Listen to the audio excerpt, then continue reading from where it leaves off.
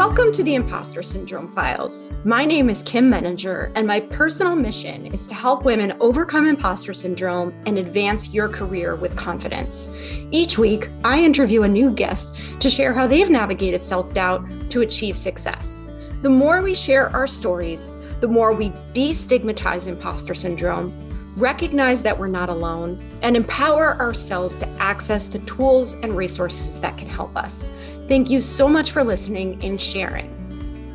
When we struggle with imposter syndrome, learning something new often comes with great stress and anxiety. We become so focused on what we don't know, and we make assumptions about what's possible and what isn't. What we often forget is that while whatever we're learning right now is new to us, the act of learning is not. Everything we do well today was once a skill we hadn't learned yet. Choosing to frame our growth in these terms allows for much greater patience, compassion, and confidence. In this episode, I speak with Lynn Whitbeck, who has founded 2 companies focused on sales and leadership development. She shares her personal story and perspective on how to get past limiting beliefs. Her message of self-empowerment reminds us that even when we feel like victims, we always have the power to choose. Welcome, Lynn. I am really looking forward to having this conversation with you today. And before we jump in, I would love to invite you to introduce yourself to us. Yeah, hi, Kim. I am so thrilled to be here. Thank you so much for having me on your show. For everyone out there, my name is Lynn Whitbeck. I am the founder and CEO of Petite to Queen and Future Forward Sales. And what we do is we help the world by providing training programs for sales and leadership. I believe that sales is leadership, and it's a way to help lift us all up into those incredible career positions. And, one of the things we definitely encounter along the road is imposter syndrome. So I'm just super excited to be here and talk to you about this very important subject. Thank you. Yes. And imposter syndrome is definitely a big piece of the leadership conversation and sales as well. So I think you're a great person for us to be talking with today. And I'd love to start just with my general questions that I ask, which are, what does imposter syndrome mean to you? And how, if at all, has it shown up in your own career or in your life? Well, it absolutely has. It's something that we've taken on as a topic ourselves, and how it showed up is through my team members. And so one of the things that when we were first discussing putting together articles, and then a webinar, and then eventually a course on imposter syndrome, and we were going through this, one of the things that struck me was that I just wasn't getting it. And my daughter, who is just an amazing young woman, she sent me she took me aside, and she's not involved in the company at all. She's working on NASA satellites. But she said to me, when have you ever felt that you didn't deserve a seat at the table? And I was like, well, never. And she said, exactly. Because people who have imposter syndrome don't believe they have a seat at the table. And so suddenly I was able to see and understand, from that different perspective and prism, really rotating around, shaking my own paradigm, that self-doubt, which is certainly part of imposter syndrome, but it's not the same thing. Imposter syndrome is truly where there is an element of self-worth that's being attacked in a way. I mean, and these are in many ways, it's a self-limiting belief, but this is something that it's very real. And it's, how do you get a path out? How do you find your way out? So that really, it just was so illuminating to me. And then all of a sudden, everything that I was working on with my team clicked into place, because every one of them was exhibiting a form of imposter syndrome, and they all recognized that they had it, to some extent. And so that was why it was such an important topic for them, that they wanted to get it out there and really, let's not stop thinking of this as something that is bad, or it's like something they can just turn off, or that it's, that there's shame associated with it, because that's not the case. This is very real, and it's something that directly impacts every aspect of our lives, not just our careers, but our relationships, our friendships. And so it's really so important that people make those first steps to recognize, what elements that they have, so that they can start to move forward, because it's baby steps all the way along the road. Absolutely. And I love how you talk about the broader effects of imposter syndrome too, and impacts on career, impacts on relationships. And the unfortunate thing about it is, if you don't know what it is and you don't have the level of self-awareness to challenge those limiting beliefs, to challenge what you're telling yourself, you don't even necessarily know that it is something that can be challenged, that it is something that, an experience that can be managed in some way, right? So part of it is just realizing what's going on so that you can then take more intentional action around it. Absolutely. And the most important thing for all of us, whenever we're going through these methods of growing, to unlearn and relearn and move our, make this choice to follow a new path, that first thing is to get into that introspection and to spend some time in that space, so that you understand some of the underlying things that are going on, and that you start to recognize them, and so that you can start working on them. And sometimes it may be one thing that you recognize, and you can say, okay, this is an area of fear for me. What's motivating that fear? What's driving that fear? What's really going on? And then from there, you start working on that. And every time you go through these areas of introspection, because even if you don't have imposter syndrome, you could have extreme self-doubt around something. And I can give you an example. So when I started Petite to Queen, I was absolutely used to standing up and having meetings, as I presented at conferences, at huge events that I had been, but I wasn't used to doing like one-on-one video interviews or being on Facebook Lives. And it was new to me. And my first thing was that I put up this barrier that, well, I'm not an actress. I can't do this. And then I had to say, well, wait a minute. Where is this negativity coming from? What's going on? There's nothing I can't do. I have this whole Kim Possible moment, I can do anything. So it was like, okay, I need to understand where those feelings are coming from.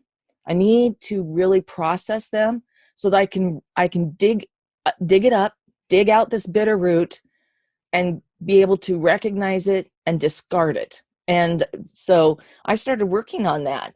And it was this piece of trying to memorize this. And it came from even this experience I had in middle school of doing like a play type thing. And so I just started to work on that. And I went, I can learn how to do this. And I'm never going to be an actress. That's not who I am. But I can get a lot better. So this is just a skill. At the end of the day, a skill I need to learn. So I started down that journey of learning the skill. And I have to say, I've gotten better and better. I'm not great, okay? But I do okay, and every time I get better. But it's that it took me that moment to really dig in myself, dig deep, to understand the fear, where it was coming from, so that I could start to address it. And one of the things I did is I wrote myself an affirmation, which I think are just brilliant. But it was like, this is a skill that I can learn, just like all the other skills that I have learned and continue to learn in my career and in my life. And I just would say that I go through about a round of 3 affirmations that I say every morning as soon as I wake up. There's one I still use every day, and it's, I have so many things I get to do today. So it just puts that positive spin on my day. Mm-hmm. And then I have 2 that I'm working on. And then once I feel that I've really overcome that area, there's always something new that I can start working on. I love so much of what you're saying. And I think, what you're making me think about too is the growth mindset versus the fixed mindset, because you were talking a little bit about even using language like, I can't do this, right? Yes. And that, just the way that we tell ourselves, I can't do this, is such a fixed mindset. We couldn't do a lot of things when we were born or when we were younger, when we were starting out our careers, right? There are a lot of things that we couldn't do at one point that we can now. And so reframing that in the way that you're talking about, it's not that I can't do it. It's something that I haven't learned yet, but I can. Exactly. And Yes. that's such a powerful reframe to be able to say. And, I think about this a lot of just adding the word yet, right? I can't do it yet, but Yeah. I can learn it. Yeah, and that is so important because we have so many negative thoughts that are naturally forming in our brain. It's part of our survival instinct. But what we have to do is really get a handle on that, so that that's why I start my day every day, is that I have so many things I get to do today, because I started on that positive note, and I find that it really helps me stay all the way through it. And so it's so important that we really look for that, because that positivity is a enormous asset, and it helps us from falling into the negativity trap and what I call this downward spiral of just a cyclone of despair. So it's more than anything finding that way that you can introduce that into your life and start recognizing when you are doing that, when you're that negative voice, negative Nelly, I like to call her, or negative Ned, is in your head. And there are a lot of things that you can do to help yourself recognize that. One of the simplest things is, going to sound silly, but you put a rubber band around your wrist, one of those nice fat ones that they come with, like vegetables or something, and you put it on your wrist. And when you hear yourself either thinking or saying something negative, especially about yourself and your capabilities, you give yourself a snap. I like that. And it's like, okay, wait a minute. It's like, it's just like, pause. Let me take 2 seconds here to recognize I just put forth a negative thought out in the world. I can do this. I just need to learn how, or I need someone to help me understand what I need to do. It could be some type of task at work, and it's like, okay, I don't have enough information. How do I get that information? Who do I talk to? How can I acquire that information? So it suddenly you can help pivot right in that moment you're thinking. And so I've used this rubber band method yeah, in my career, and through, and it sounds absolutely silly, but it's so basic, but it just literally gives you that sharp attention, like, whoa, okay. And it sets that tone so you can stop and say, okay, it's sort of like the little water squirter for the dogs or the cats.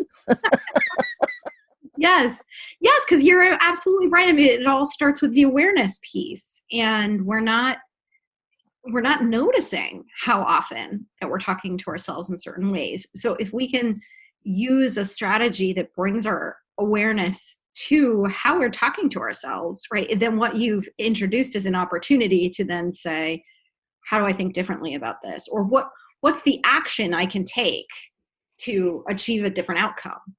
Absolutely. I mean, one of the things that we do in our course is that we go through an automatic thoughts log, where you're really recording all of your thoughts so you can start to see a pattern and see what's happening, because otherwise you're not even consciously aware of it. And that's the first thing, is we've got to bring this up to the surface, And once you've brought these things to the surface, you can pick one area. Okay, remember, you don't eat a meal in one bite, or one giant swallow, right? It's one bite at a time. So then you choose the area that you're going to start working on first. I love that too, because I do think that imposter syndrome comes with, oftentimes anyway, a lot of generalized anxiety. And so there's this just general sense of, I don't know what I'm doing. I don't belong here. I don't deserve to be in this role. And there's nothing actionable that comes from that mindset. There's no way to actually problem solve from there. But like you're saying, if you're looking at it as something that you do one bite at a time, now you can start to ask yourself more productive questions around, okay, well, if I were to learn this skill, what's the first step in doing so? Who's a person that I can reach out to ask for help? The kinds of resources that we can access. That's all something we can actually do something with. Right, absolutely. And that's one of the things that we have something that's called the Inspire method. And so we go through, these different steps so that, because in a way, just like self-doubt, imposter syndrome is always going to be there. But you can learn to overcome and manage it very effectively so that it no longer has the same control over yourself. Instead, you have control over it. And so when you go through that, it's really, some of the things is starting with perfectionism. I'm, imperfect is the first Inspire, because, that was something that, perfectionism, many of us also struggle with, that if the work isn't absolutely perfect, then somehow we failed, right? These really crazy things, that these standards that we inflict upon ourselves. And that was something I had to learn early in my career.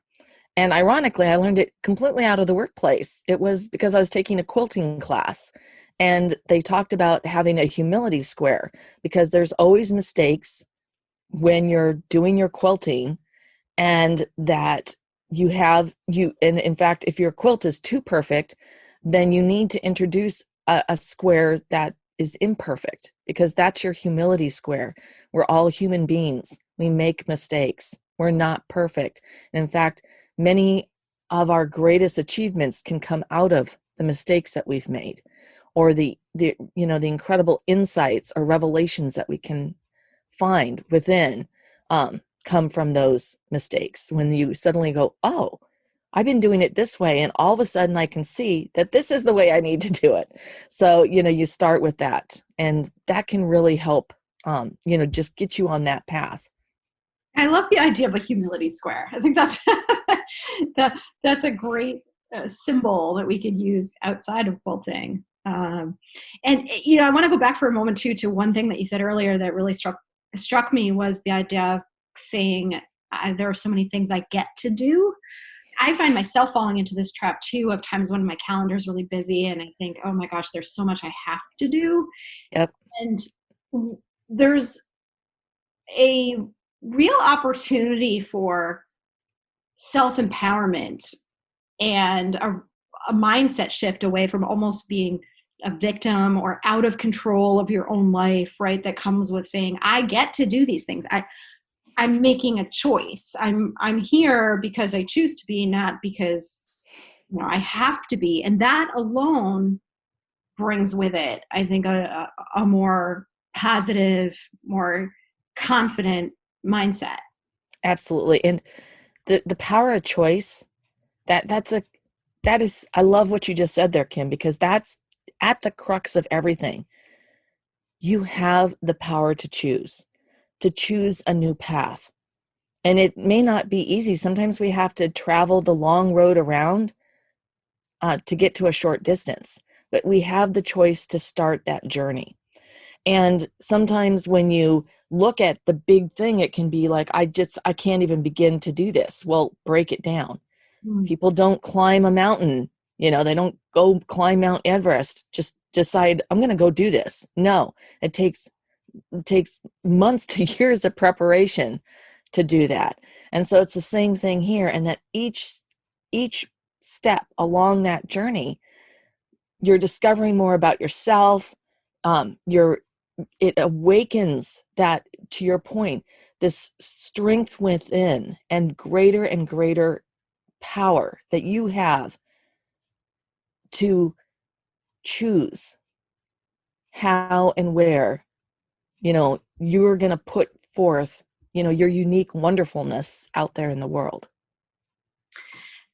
Absolutely. And, I was talking with someone else recently about this too, that the strengths that we have are remarkable because we achieve them in spite of the obstacles that we face along the way, right? Or that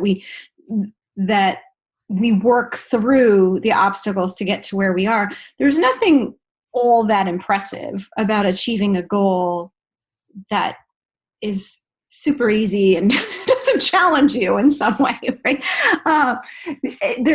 I think where we get stronger as humans and as professionals in whatever role we play in our life, in relation to others, like, that comes from testing ourselves and recognizing that we're capable of more than we think we are. And if we always stay within the limits of our comfort zone and things are never hard or scary, how satisfying is that?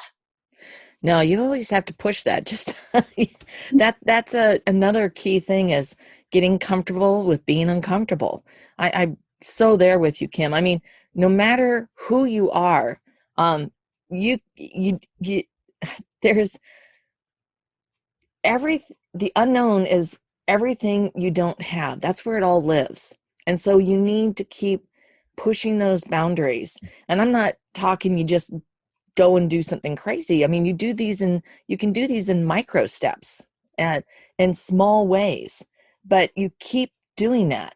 And one of the things is you can get a mindset where people feel like they're in this safe zone, or they've made a decision and this is where they need to stay.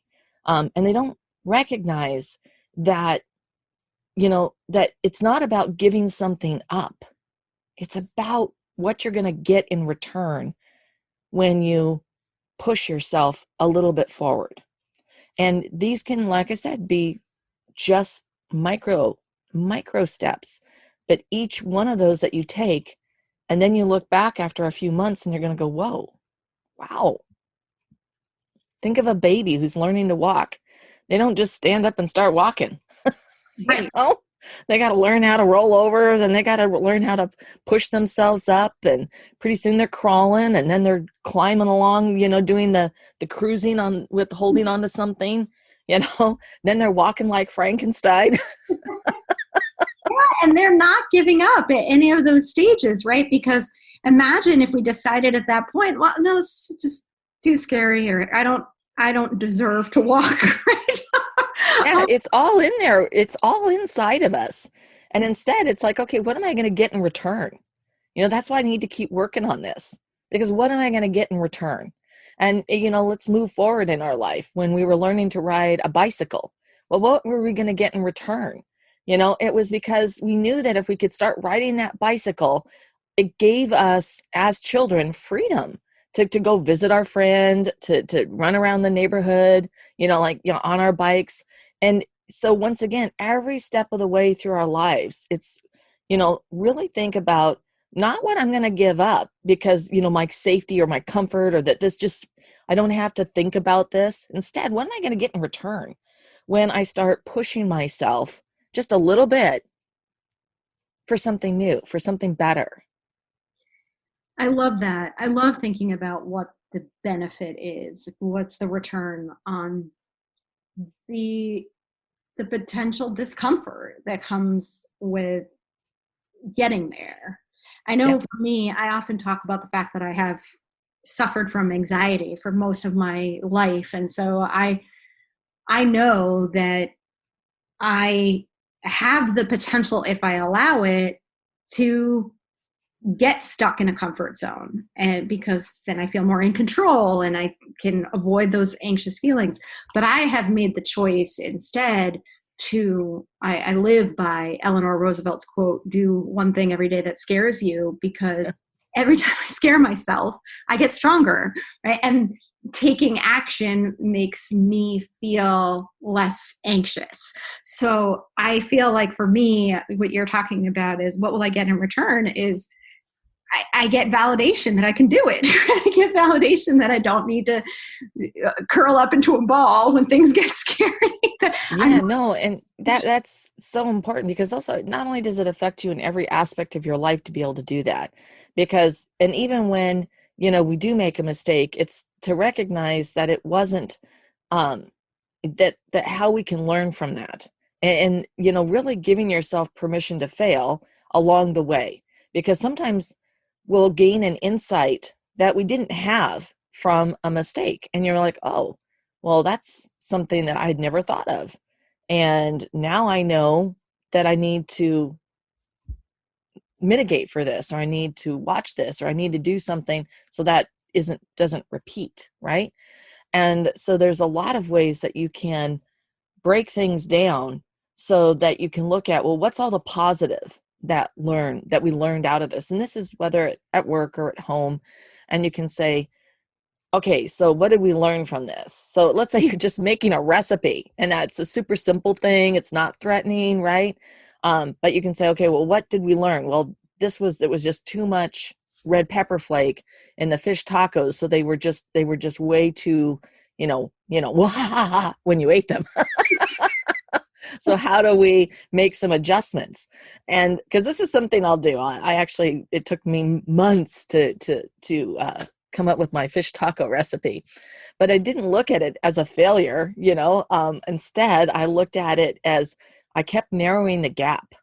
And every time I made some adjustments, I narrowed the gap, and I learned things through my experimentation. So that's something that for most people you might be able to see, but you can apply that then in other ways in every other aspect of your life. So, you make the best decisions with the facts and figures that you have. And then if things don't work out at work, you also need to recognize, that moment where, okay, this isn't working. It doesn't mean it's a failure. It just means that we've learned something, and we now need to apply that new knowledge so that we can pivot. Yes, absolutely. I'm just thinking about all of the great things that you're saying, and I'm taking notes here, and I've got all sound bites from you, and I'm wondering if I'm putting myself in the shoes of listeners who may be really nodding their heads with us, and this is really resonating with them in terms of their own experience. What's the absolute first step you would recommend to somebody who wants to get to this place and this mindset shift that we're talking about?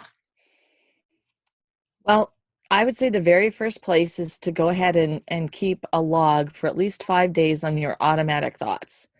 This is very important because, just as because thoughts flow in and out of our heads at the all the time. And that's an investment in yourself that's going to pay huge dividends, because then you can start to look for patterns, that there's something that you're saying to yourself on a fairly regular basis, or some type of thought pattern that you can identify. So that's a really great place to start, because when you do that, and then you go and you look through it, you're going to see things that you really hadn't consciously been thinking about. Like, boy, I say that an awful lot. And so what am I saying to myself? And then take a moment to consider that. What am I saying to myself? And where is that coming from? So that's really then the next step of going through, where is that coming from? And really getting into that. Where is that coming from?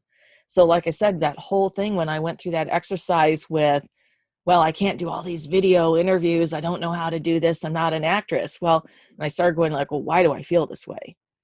And I really came back to this experience I had in middle school.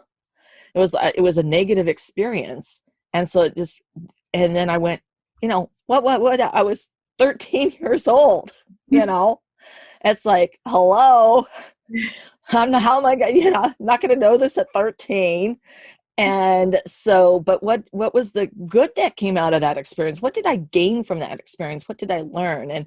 And all through my life, I've seen that I do have a pattern where I call it, I'm a go for it person.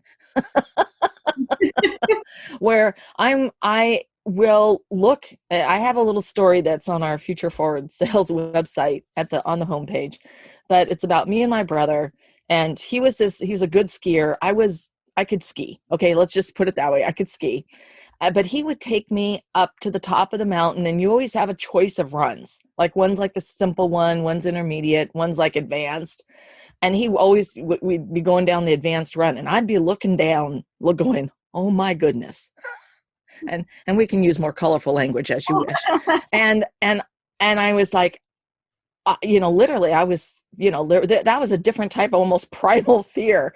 But David would say, let's go. And I went for it every time.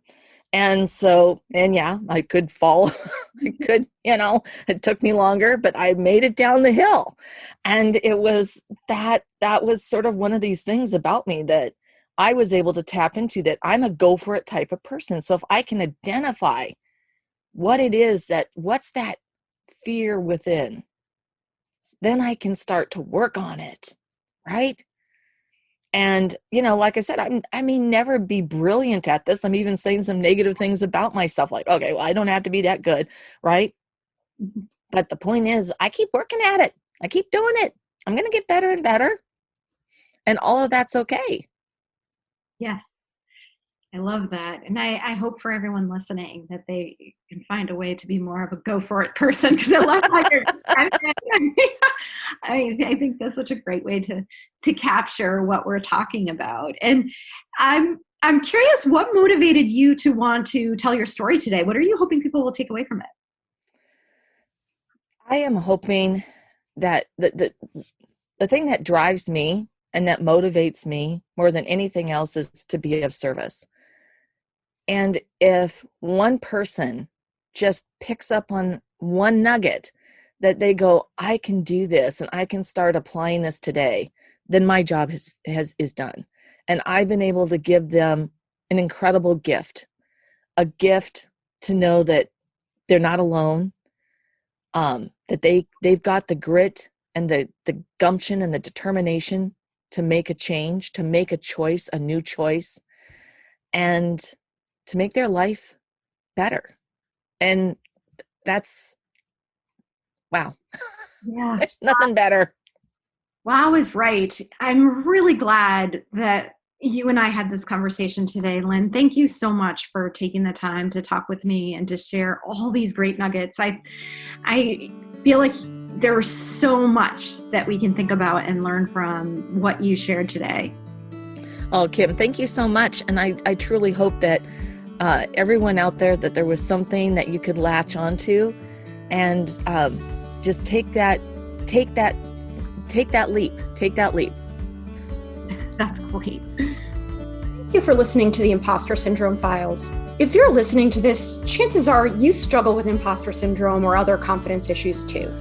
One of the most important reasons I started this podcast is because I want you to know that you are not alone. As an executive coach and former high-tech leader, I spent years battling imposter syndrome. There were times in my career when I was absolutely sure that this was the moment that everyone would figure out that I didn't belong in the room. But you know what?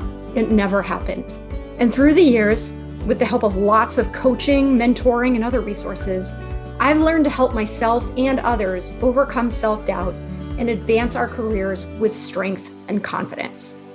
Understanding imposter syndrome is just the first step, but it often takes more than understanding to overcome it.